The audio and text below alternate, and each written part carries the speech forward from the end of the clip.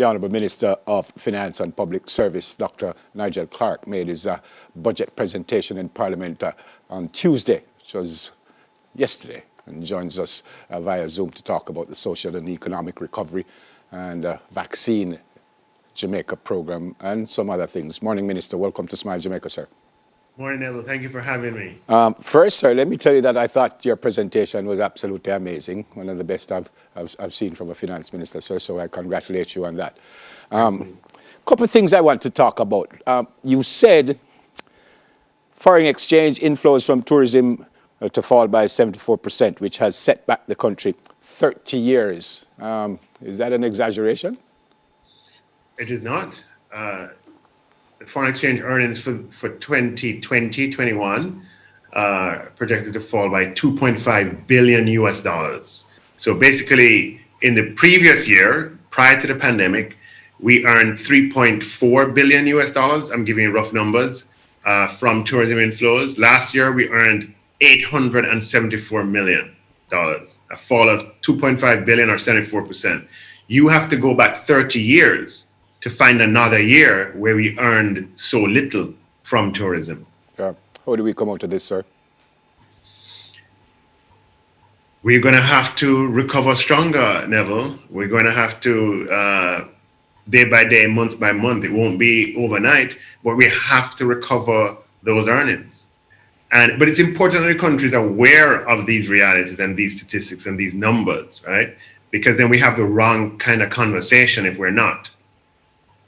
We want to be focused on the right conversation, and the right conversation now is about with respect to U.S. dollars, exchange rate, et cetera, et cetera. The right conversation is how do we return the inflows of foreign exchange from $900 million all the way back up to $3.4 billion, where it was prior to the pandemic.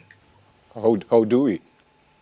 Well, we're going to have to ensure that the vaccination program is successful, right? Because when our vulnerable population is vaccinated, the measures that are necessary can be relaxed because it's the vulnerable population that disproportionately fills the hospitals and the ICU wards. Okay. And then we're going to have to ensure that we push the economic recovery. We have a big program for infrastructure and for community renewal and urban renewal throughout the country that we hope to generate jobs.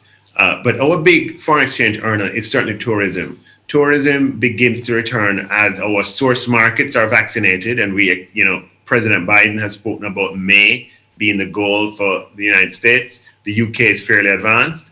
But we're going to want to ensure that once they are vaccinated and they want to travel, they need to go to a destination that they feel safe, right? So we have to have our program, in train, as the Minister of Health has announced. That's going to be very, very key to our recovery. Okay, so we got a donation of 50,000 AstraZeneca vaccines from India, but you hope to get approximately 2 million Jamaicans vaccinated. How will SERVE Jamaica achieve that? So, SERVE Jamaica, we are providing the money. Okay, so we're making it possible. From the $33 billion dividend that we are going to receive in the first month of April, $6 billion will be made available to the Ministry of Health for the procurement, the distribution, the storage, the administration of the vaccination program. So they'll have those funds. They'll be able to purchase the vaccines as long as the supply is available. Now, the Minister of Health has made public the schedule of vaccine supply that he expects and that he has been negotiating. And that schedule would see Jamaica having close to 66, 67, 70% of our population vaccinated within the next 12 months. And that would be enough to get what we describe or what is described as herd immunity. Yeah. But I'm responsible for the allocation of the resources in this respect. Yeah. And the Ministry of Health is clearly responsible for the vaccination program. Yeah, man, for sure. Maybe surprisingly, you announced there will be no new taxes So how will these vaccines be paid for? Well, we're very, as I said yesterday, policy matters, right? Policy matters, and good policy matters more. As I said, yesterday, with God's help, we can bring about the future we want to see. We have agency as a country. Sometimes as people who have experienced colonization and domination for hundreds of years, we think that things happen to us, right? As I said yesterday in my presentation, the colloquial expression, man, I just saw it go. I saw the thing set, right? So we tend to believe we can't change, we don't have the agency to bring about the future we want. And here's an example where that is certainly the case. Due to the policy choices that we have made as a country, the Bank of Jamaica has been returned to profitability just in time. And 3 years of profitability from our central bank due to the policy choices that we as a country have made to modernize and to strengthen it. Central bank made profits in 2018, 2019, and 2020, which by law, they are required to dividend to the government. So in the first week of April, we will be receiving the single largest dividend ever paid over to the central government of $33 billion. Oh, fantastic. And that $33 billion is coming at the right time because our revenues have not yet recovered. And it is from that source of income that we're going to be using to do a number of things that we call the SERVE Jamaica program, principle of which is to provide $10.5 billion to the Ministry of Health, $6 billion in the form of vaccines. Sir, you also mentioned in your presentation that the government's revenue intake is expected to decline by 70 billion, as you said. How do you plan, or do you have a plan to pump money into the economy to generate activity for recovery? Yes. So, this fiscal year, 2020-21, which ends on March 31st, revenues declined by $70 billion compared with the previous year.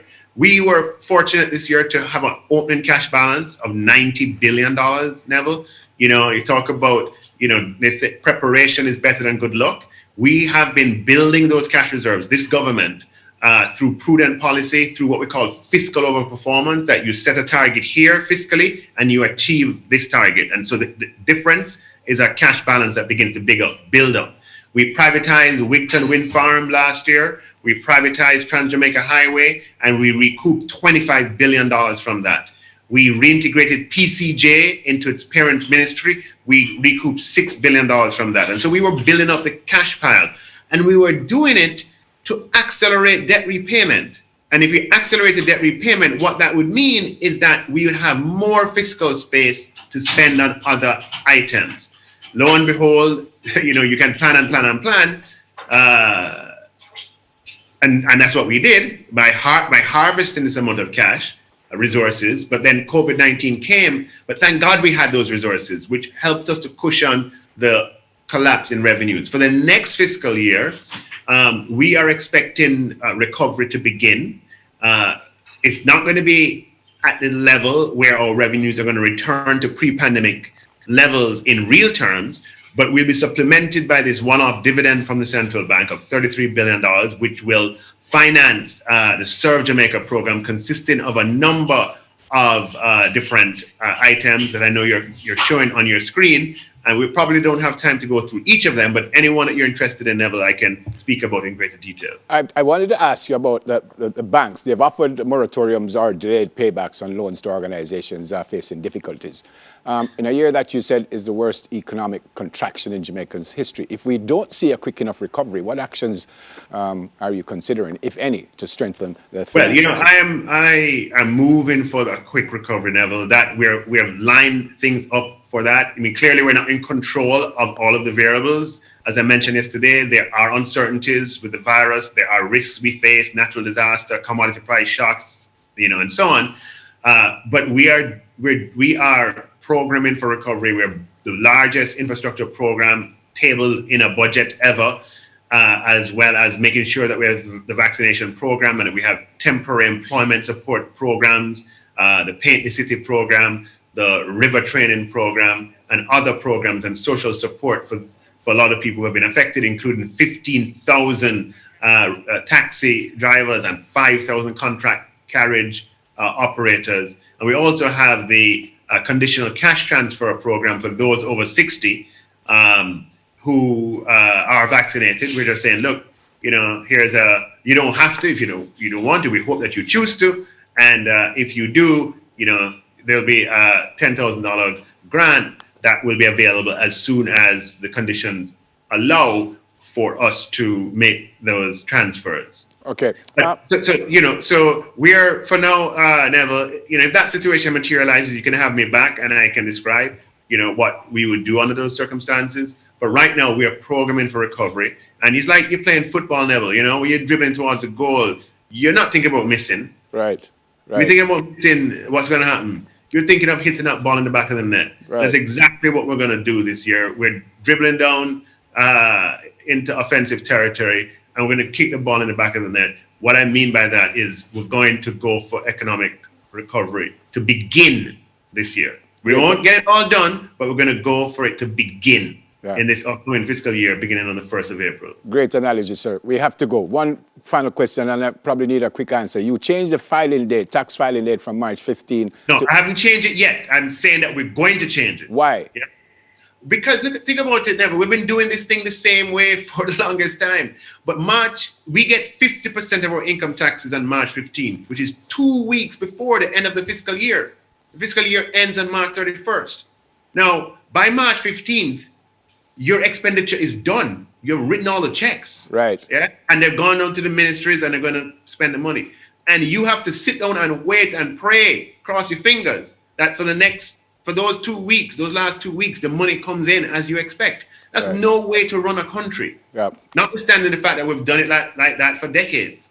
In all countries that, certainly the United Kingdom, the United States, Canada, etc., their income tax date is either at the beginning of their fiscal year or in the middle of the year. Okay? Because then if we had it in the first month of the year, we would know what this take is going to be, and we have 11 months to make up. Yeah. All right. So you want to move it to April 15. We want to move it to April 15th, which will go over the fiscal year into the new fiscal year. Okay. Which will provide more time for people to file. But importantly for the government, it will provide more fiscal certainty. And that's what I mean, Neville, that we have agency to bring about the future with God's help that we want to see. Yeah. We have, as an independent and sovereign people, as the children of Marcus Garvey, of Norman Manley and Alexander Bustamante, we can bring about the future that we want to see. Yeah. We just have to pursue good policy and be disciplined about implementing good policy, even when it's difficult. We'll have you back, sir. Great job, and good to see you. Thank you, Neville. Be safe, sir. Thank you. The Honourable Minister of Finance and Public Service, Dr. Nigel Clarke. All right, more on Smile when we come back. Stay with us, please. Soon come.